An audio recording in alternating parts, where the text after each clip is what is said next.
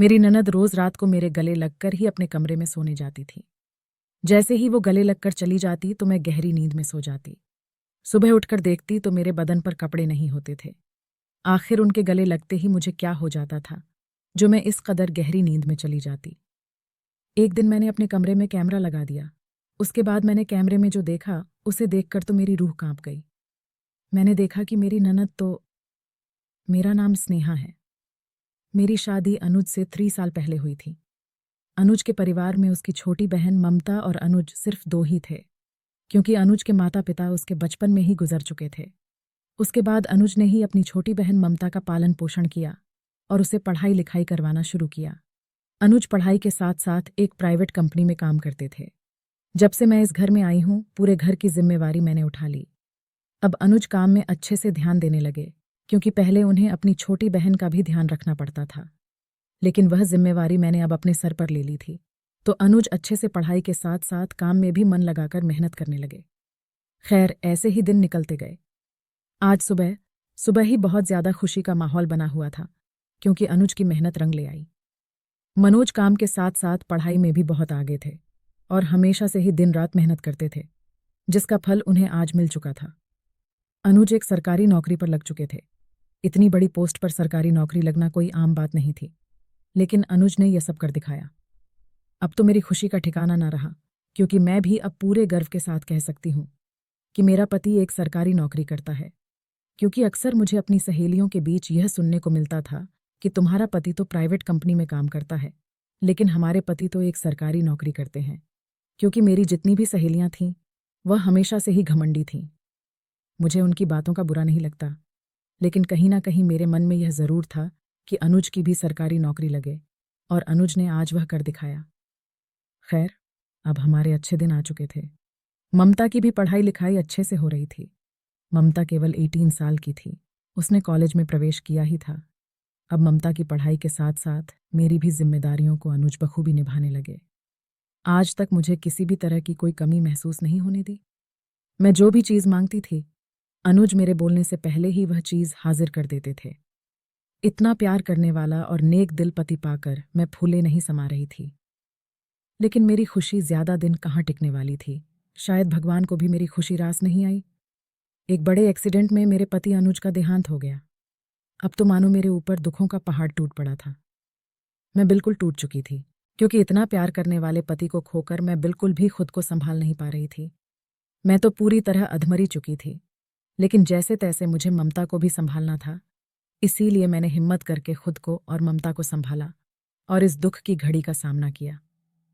लेकिन अब बात यह आन पड़ी थी कि ममता की पढ़ाई कैसे करवाई जाए, और पूरे घर की जिम्मेवारी भी आ चुकी थी। मेरे पास तो ना कोई काम था और ना ही मुझे इतना नॉलेज था कि मैं कोई काम करूं, क्योंकि मैं ज़्यादा पढ़ी लिखी भी नहीं थी। और ससुराल में आने के बाद तो अनुज ने सारी जिम्मेवारी ले रखी थी, तो मुझे किसी भी तरह से कोई चीज़ का पता नहीं था। लेकिन मुझे ममता को पढ़ाई भी तो करवानी थी, क्योंकि उस बेचारी के मन पर क्या बीती है इसे मुझसे बेहतर तो कोई नहीं जान सकता। क्योंकि बचपन में उसने अपने माता पिता को खो दिया और अब अपने भाई को खो दिया। उसके ऊपर क्या बीत रही है मैं अच्छी तरह समझती थी, लेकिन मैं उसकी पढ़ाई में कोई भी बाधा नहीं आने देना चाहती थी। जिस तरह अनुज उसका ख्याल रखते, उसी प्रकार मुझे भी उसका ख्याल रखना था। मुझे उसको उसके माता पिता और भाई की कमी महसूस नहीं होने देनी थी। इसीलिए मैं काम की तलाश में निकल गई। मुझे ममता ने कहा था कि भाभी, मुझे पढ़ाई लिखाई करने की कोई ज़रूरत नहीं है। हम लोग लोगों के घरों में झाड़ू पोंछा करके 2 वक्त की रोटी का जुगाड़ कर लेंगे, बस यही बहुत है। लेकिन मैंने ममता की बात नहीं मानी, क्योंकि मैं उसे पढ़ाई लिखाई करवाकर एक अच्छी इंसान बनाना चाहती थी। उसे उसके पैरों पर खड़ा करना चाहती थी। इसीलिए मैं काम की तलाश में निकल गई। दरअसल अनुज के पास ज्यादा धन दौलत नहीं थी, ना ही जमीन जायदाद थी। पहले उसकी प्राइवेट कंपनी की नौकरी की वजह से घर चलता था, और उसके बाद उसने सरकारी नौकरी कर ली, जिस वजह से हमारे अच्छे दिन थे। लेकिन पैसे जोड़ नहीं पाए, क्योंकि अनुज को नौकरी लगे ज्यादा दिन नहीं हुए थे कि उसका देहांत हो गया। इसीलिए घर में जमा पूंजी भी नहीं थी। खैर, मैं तो शहर में काम की तलाश में निकल गई और मुझे एक कंपनी में काम भी मिल गया। सैलरी ज्यादा नहीं थी, लेकिन कम भी नहीं थी।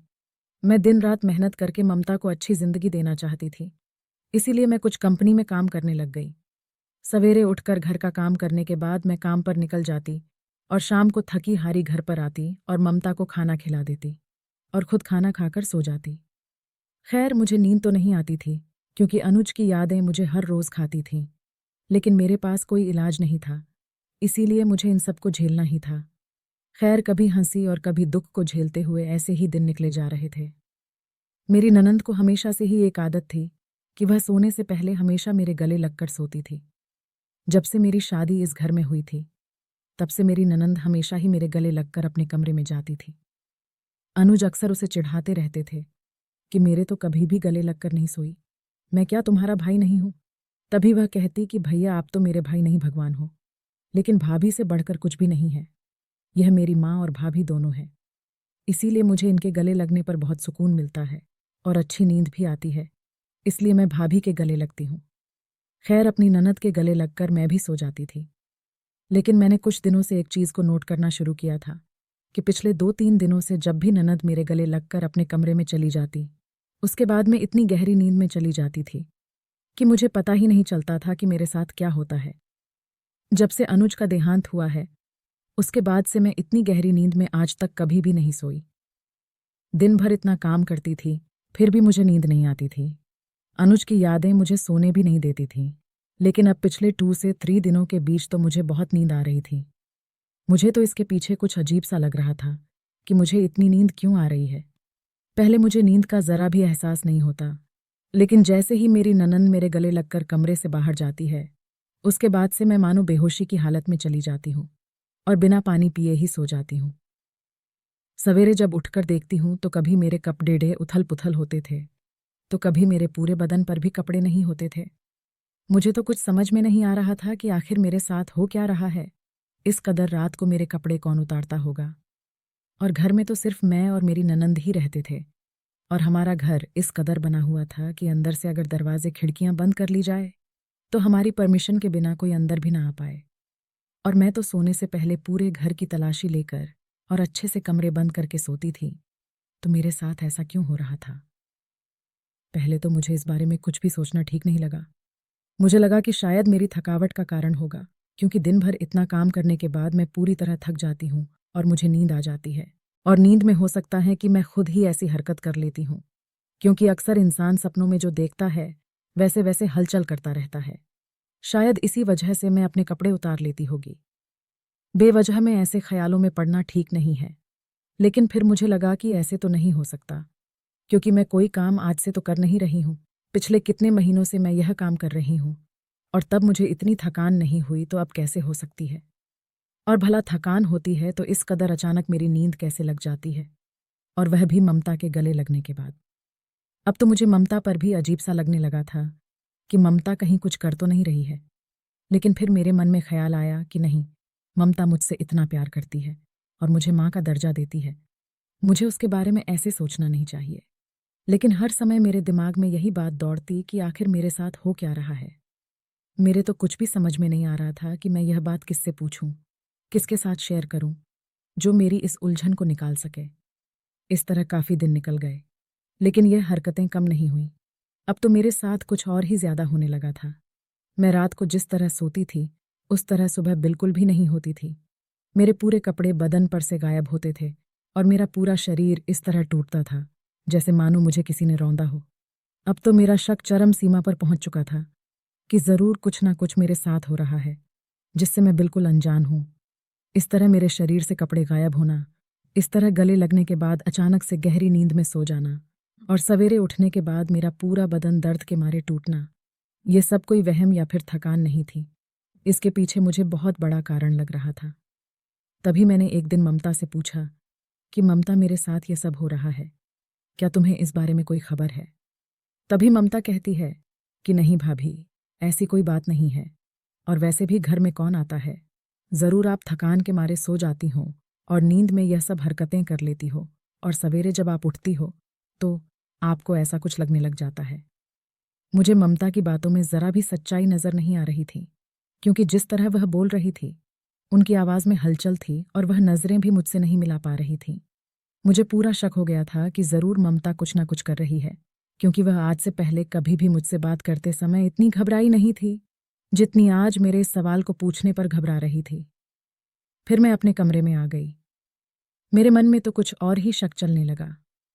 मेरे मन में यह था कि ममता ज़रूर किसी लड़के के चक्कर में है और रोज़ रात को मुझे कोई नशा वगैरह देकर किसी लड़के से मिलने के लिए जाती है। लेकिन फिर मैंने सोचा कि अगर ममता ऐसा कुछ करती है तो मेरे शरीर के साथ यह हलचल कैसे और मेरे शरीर से कपड़े गायब कैसे होते हैं। अब तो मेरे घबराहट से पूरे रोंगटे खड़े हो चुके थे। पूरा बदन पसीने से लथपथ था क्योंकि मेरे कुछ भी समझ में नहीं आ रहा था। घबराहट के मारे मेरी जान निकली जा रही थी। मैं समझ ही नहीं पा रही थी कि आखिर वर्टिकल बार माजरा क्या है। मैं कैसे इस समस्या से बाहर निकलूं? मुझे कुछ भी समझ में नहीं आया। अब मुझे पता लगाना था आखिर मेरे साथ हो क्या रहा है। तभी मेरे मन में विचार आया कि मैं अपने कमरे में कैमरे फिट करवा देती हूँ। उसके बाद सारा दूध का दूध और पानी का पानी हो जाएगा। सारी सच्चाई मेरे सामने आ जाएगी। यही सोचकर मैं जब काम पर गई तो कुछ पैसे उधार लेकर कैमरे ले आई और जब ममता कॉलेज गई हुई थी तो मैंने अपने कमरे में कैमरे फिट करवा दिए। कैमरे इतने छोटे थे कि किसी को भी आसानी से दिखाई ना दे और मैंने यह बात अपनी ननद को भी नहीं बताई। फिर आज मैं निश्चिंत हो चुकी थी कि रात में मेरे साथ होता क्या है ये सब उस कैमरे में रिकॉर्ड हो जाएगा और कल सारी बातें मेरे सामने आ जाएगी। उसके बाद देखती हूँ कि मेरे साथ आखिर हो क्या रहा है। इसी संतुष्टि में मैंने और ममता ने शाम को खाना खाया और हम लोग सोने की तैयारी करने लगे। तभी ममता मेरे कमरे में आई और बोली कि भाभी आज तो गले तो लगे ही नहीं ना। लेकिन पता नहीं क्यों मेरा मन बिल्कुल भी नहीं कर रहा था कि मैं ममता के गले से लगूं, क्योंकि जब ममता के गले से लग जाती हूँ उसके बाद से मेरी हालत ऐसी हो जाती है कि मैं चाहकर भी अपनी आंखों को खोल नहीं पाती हूँ। लेकिन मैं उसे मना भी नहीं कर सकती थी क्योंकि मैं उसका दिल नहीं दुखाना चाहती थी। अनुज की बहन से मैं अनुज के जितना ही प्यार करना चाहती थी, कभी भी उसे किसी चीज़ की कमी नहीं आने दी, तो इस छोटी सी बात के लिए उसका दिल क्यों दुखा दूं। खैर, ऐसा सोचकर मैं ममता के गले लग गई। जैसे ही ममता रूम से बाहर चली गई मेरी आंखें अपने आप बंद होनी शुरू हो गईं और मैं जैसे बेहोशी की हालत में जाने लगी। गहरी नींद ने मुझे इस कदर जकड़ लिया कि मैं कुछ भी ना बोल पाई, ना उठ पाई और अपने बिस्तर पर पता नहीं किस हालत में ही सो गई। दूसरे दिन सवेरे उठते ही मैंने देखा कि मेरी हालत रोज़ाना की तरह ही थी। मेरे कपड़े मेरे बदन पर नहीं थे और मेरा पूरा बदन कपड़ों की जगह कंबल से ढका हुआ था और आज तो मेरे शरीर पर खरोंच के निशान भी थे। आखिर ये खरोंच के निशान कहाँ से आ गए? मुझे तो कुछ भी समझ में नहीं आया। घबराहट के मारे मेरी जान निकली जा रही थी। पूरा शरीर मेरा इतना भारी हो रखा था कि मुझे अपने बिस्तर से खड़े होने में इतनी ज्यादा तकलीफ हो रही थी। लेकिन जैसे तैसे मैं बिस्तर से खड़ी हुई और ममता के लिए खाना तैयार कर दिया। उसके बाद जब ममता कॉलेज के लिए निकल गई तो मैंने झट से लैपटॉप निकाला और उसमें सब कुछ देखने लगी। उसके बाद जो मैंने कैमरे के अंदर देखा उसे देखकर तो मेरी हालत खराब हो गई। मैं खुद को जैसे संभाल ही नहीं पा रही थी कि आखिर मेरे साथ हो क्या रहा है। भगवान ने वैसे ही मेरे ऊपर इतने जुल्म कर दिए। अब यह कौन सा नया जुल्म था जो सहना बाकी था। मैंने देखा कि मेरे कमरे में 2 लड़के आते हैं और मेरे पूरे बदन से कपड़े उतारकर मेरे साथ गंदी हरकतें करनी शुरू कर देते हैं और मुझे जानवरों की तरह नोच रहे होते हैं। लेकिन मैं तो टस से मस भी नहीं हो रही थी। मुझे कुछ भी पता नहीं था कि मेरे साथ क्या हो रहा है। मैं तो बिल्कुल एक जिंदा लाश की तरह पड़ी थी और वह दोनों लड़के मेरे बदन को नोचते हुए मुझे उसी हालत में छोड़कर कमरे से बाहर चले गए। उसके बाद कैमरे में कुछ भी दिखाई नहीं दिया। मुझे तो समझ में नहीं आ रहा था कि यह लड़के अंदर आए कैसे। मैं तो सोने से पहले पूरे घर को अच्छी तरह बंद करके सोती हूँ। लेकिन अब जो शक की सुई थी वह सीधी ममता के ऊपर ही जा रही थी, क्योंकि उसके अलावा तो कोई घर में था ही नहीं। लेकिन ममता भी मेरी तरह एक लड़की थी, वह ऐसा कैसे कर सकती है? लेकिन अब तो पूरी सच्चाई ममता के मुंह से ही पता चल पाएगी। मैं गुस्से में पूरी तरह आग बबूला हो गई। मुझे ममता के ऊपर इतना ज्यादा गुस्सा आ रहा था कि उसे कॉलेज में जाकर ही घसीटते हुए घर पर लेकर आऊं। उसने मेरे प्यार का इतना नाजायज फायदा उठाया। मैंने उसे अपनी सगी बहन की तरह पाला पोसा, इतने दुखों को झेलकर भी उसकी पढ़ाई लिखाई में कमी नहीं आने दी।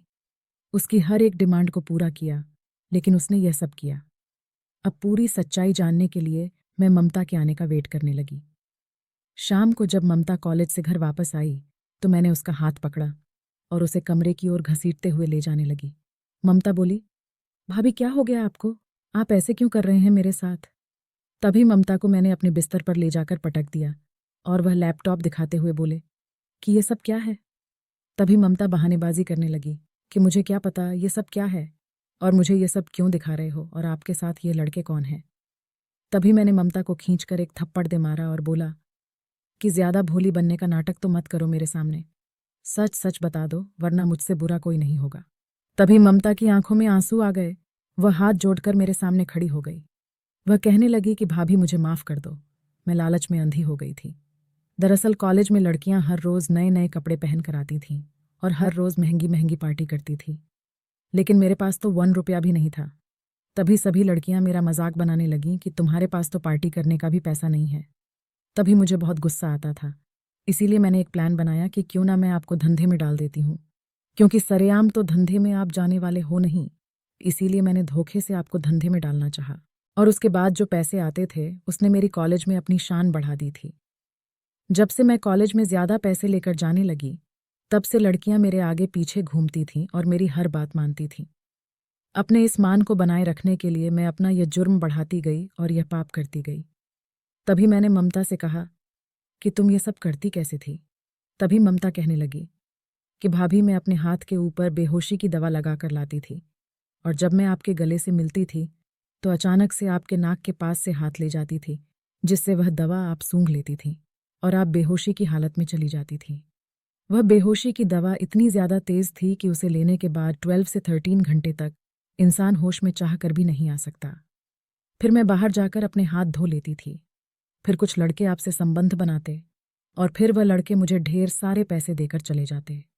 जब इतने सारे पैसे आने लगे तो मेरे मन में और भी ज्यादा लालच बढ़ गया और मैं ये काम रोजाना करवाने लगी।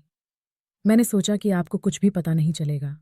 सवेरे जब आप उठेंगे तो आपको भारी बदन लगेगा और आप सोचेंगे कि हो सकता है थकावट का कारण है। मैंने ये जरा भी नहीं सोचा था कि आपको सब कुछ पता चल जाएगा। और रही बात आपके शरीर पर कपड़े ना होने की, तो मैं उन लड़कों को कहती थी कि आपको वापस से कपड़े पहना दे, लेकिन वह लोग आपको कभी भी कपड़े पहनाकर वापस नहीं जाते थे, आपको उसी हालत में छोड़ जाते थे। अब तो मुझे खुद पर भी शर्म आ रही थी कि मैं एक ऐसी ननद की भाभी हूं जो इतनी गिर सकती है।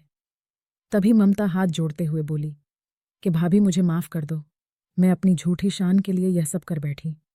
तभी मैंने ममता को धक्का देकर कमरे से बाहर निकाल दिया और अपना कमरा अंदर से बंद कर लिया और जोर जोर से रोने लगी। मुझे खुद विश्वास नहीं हो रहा था कि मैं इन हालातों में पहुंच जाऊंगी।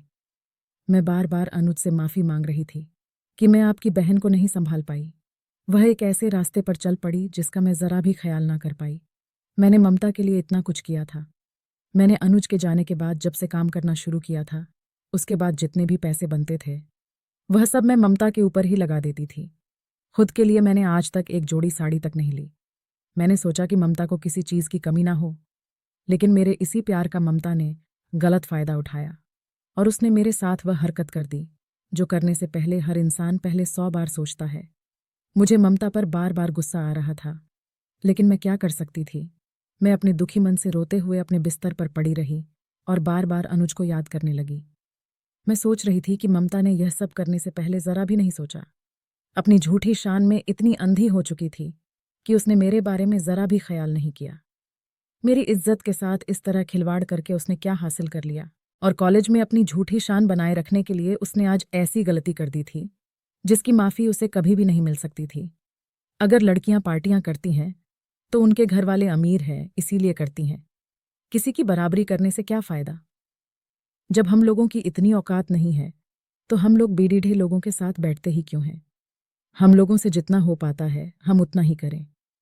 खैर, मैं मन में सोचने लगी कि अगर ममता मुझे एक बार बोल देती कि भाभी कॉलेज में लड़कियां पार्टी करती हैं इसलिए मुझे भी करनी है, तो मैं उसे कहीं से भी पैसे लाकर देती, उसके लिए पैसों का बंदोबस्त कर देती। लेकिन उसने मुझे एक बार भी बताना जरूरी नहीं समझा और अपने ही दिमाग से सब कुछ कर डाला। उसने मेरी इज्जत के साथ साथ मेरे विश्वास को भी खराब किया था। मैं चाहकर भी ममता को माफ नहीं कर सकती थी। अब तो मैं जितना हो सकता था उतना ममता से दूर रहती, लेकिन ममता को अपनी गलती का एहसास हो चुका था। वह इस गलती का बार बार पश्चाताप कर रही थी। फिर मुझे दया आ गई और अनुज के बारे में ख्याल आ गया कि वह जहां कहीं भी है उसकी आत्मा जरूर दुखी हो रही होगी। फिर मैंने ममता को माफ कर दिया और उसे एक सही रास्ते पर लेकर गई। उसके बाद ममता ने अच्छे से पढ़ाई करके एक अच्छी नौकरी पा ली। अब हमारे घर का सुधार पूरी तरह हो चुका था। ममता ने गलती करके अपने आप को सुधार लिया था। अब मेरे चेहरे पर यह सोचकर एक मुस्कान आ गई कि देरी से ही सही, लेकिन ममता एक अच्छी इंसान बन गई थी। दोस्तों, अगर वीडियो अच्छी लगे तो लाइक, शेयर और सब्सक्राइब भी कर दें। धन्यवाद।